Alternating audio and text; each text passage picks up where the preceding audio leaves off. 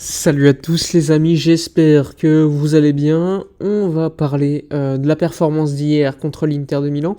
Donc j'ai pas voulu sortir de débrief parce que franchement j'avais pas la volonté de vouloir analyser une telle performance. Mais allons-y, on va parler du match contre l'Inter. Un petit peu rapidement sur déjà la composition d'équipe, j'ai été très surpris avant le match de pouvoir voir une telle surprise dans l'effectif, enfin dans le 11, avec Marcos Alonso qui revient de nulle part, encore une fois titulaire lors d'un match de Ligue des Champions, pas forcément très logique à mon avis, même s'il a fait un bon match contre le Bayern, pourquoi il disparaît ensuite, ça c'est assez étonnant. Ensuite, ce que je comprenais pas encore une fois, dans le match, ce qu'on a vu, c'est que Rafinha jouait à gauche, et Dembélé à droite. Alors oui, normalement, d'habitude, Rafinha joue à droite et Dembélé à gauche, parce que Rafinha à gauche, eh bien c'est très compliqué pour lui, on le sait déjà.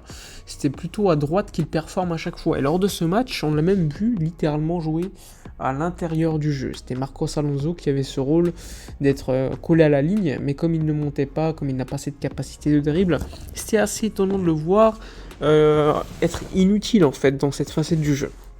Ensuite, alors, évidemment, le Barça a globalement sur la première mi-temps un match joué.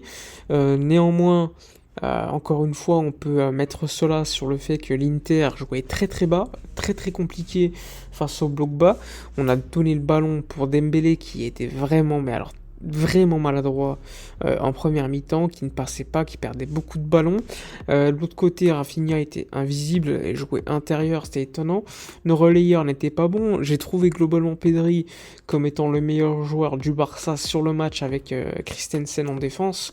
Malheureusement, Christensen est d'ailleurs sorti sur blessure.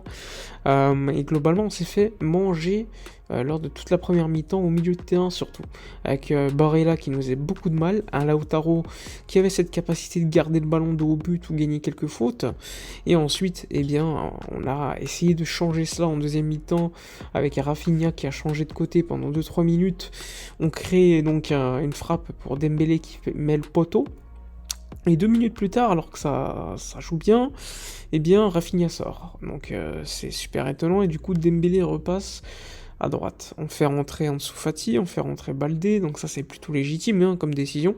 Je pense qu'ils auraient dû même être titulaires. Gavi, on l'a pas vu du match, encore une fois, je le trouve très très neutre ce soir, enfin hier soir, malheureusement.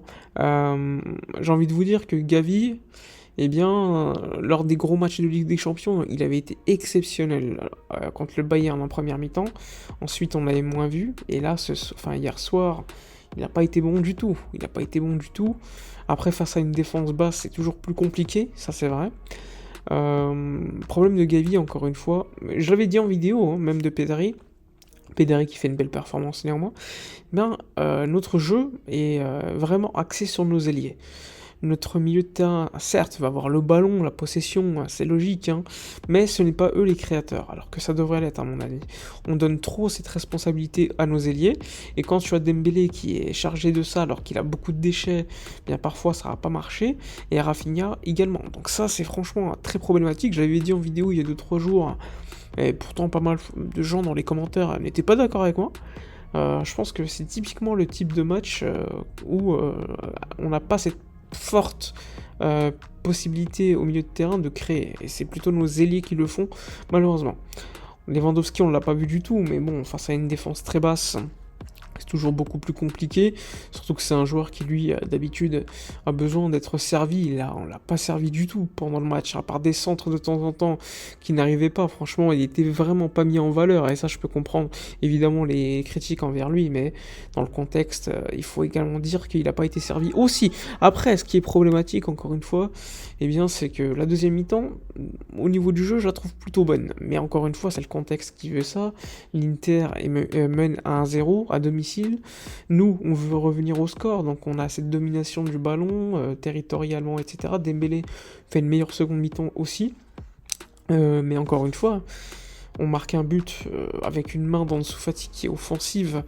Selon les nouvelles règles de la FIFA depuis le début de la saison, ce type de main ne siffle pas un penalty, enfin ne permet pas d'annuler un but si l'attaquant marque, si c'est un autre joueur qui marque. puisque comme vous l'avez probablement vu, ça va pas changer tant que ça la trajectoire du ballon. Donc selon les nouvelles règles de la FIFA, ce but aurait dû être valide. Ensuite, tu te dis, allez, bon, pourquoi pas? On n'est pas forcément tous au courant de l'application de cette nouvelle règle.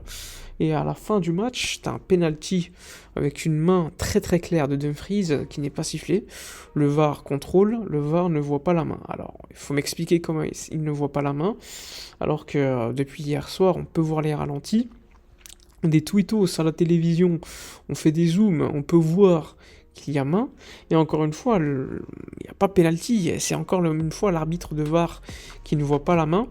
C'est le même arbitre de VAR qui n'avait pas vu la main, enfin la faute sur Dembélé contre le Bayern Munich en première mi-temps.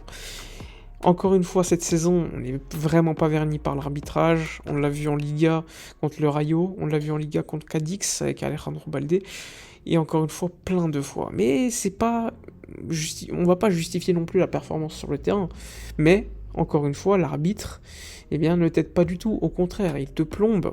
Tu peux revenir de nulle part, faire un match nul qui serait plutôt un bon résultat. Eh bien non, parce que l'arbitre considère qu'il n'y a pas pénalty alors que c'est clair. Surtout que ça a quand même des conséquences économiques super graves, et je comprends pas que des arbitres de VAR n'aient pas pu voir une telle erreur, un tel pénalty en fait. Évidemment, Xavi s'est plaint en conférence de presse à l'après-match, même s'il a également parlé d'autocritique à faire sur le jeu. Il reste donc 3 finales en Ligue des Champions. Bon, disons qu'il y a quand même 2 matchs à domicile, mais il y a quand même le Bayern à aller battre. Il faut battre l'Inter la semaine prochaine, ça c'est une condition sine qua non de toute façon. Si tu ne bats pas l'Inter la semaine prochaine, ça va être très très compliqué. Et ensuite, bah, tu as un match à l'extérieur contre le Viktoria Pilsen qui, encore une fois, bah, à l'extérieur toujours un peu compliqué, mais bon, c'est à mon avis l'équipe la moins forte du groupe de loin. Donc encore une fois, tout va se jouer la semaine prochaine. Ça sera la possibilité d'effacer cette performance au Giuseppe Meazza, cette performance de l'arbitre également. Donc une victoire est vraiment nécessaire, une victoire avec de l'écart si possible, et ensuite il faudra voir ce qui va se dérouler lors des autres matchs au niveau de la différence de but. Enfin bref, on a fait le tour sur la performance d'hier. Encore une fois, très compliqué de choisir un bon joueur du Barça. Je dirais plutôt Christensen. Pedri aussi a été plutôt bon, même si on préfère le voir encore plus haut sur le terrain.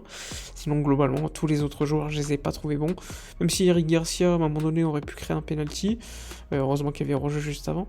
Globalement, je l'ai trouvé plutôt propre défensivement. Même Piqué, lorsqu'il est rentré, c'était pas non plus trop dégueulasse que ça, même si la philosophie du match voulait qu'on attaque plus qu'on défende. Globalement, c'était encore une fois une performance décevante du club. Enfin bref, dites-moi dans les commentaires ce que vous avez pensé du match, etc., etc. Moi, je vous dis donc à la prochaine, et d'ici là, comme d'habitude, portez-vous bien.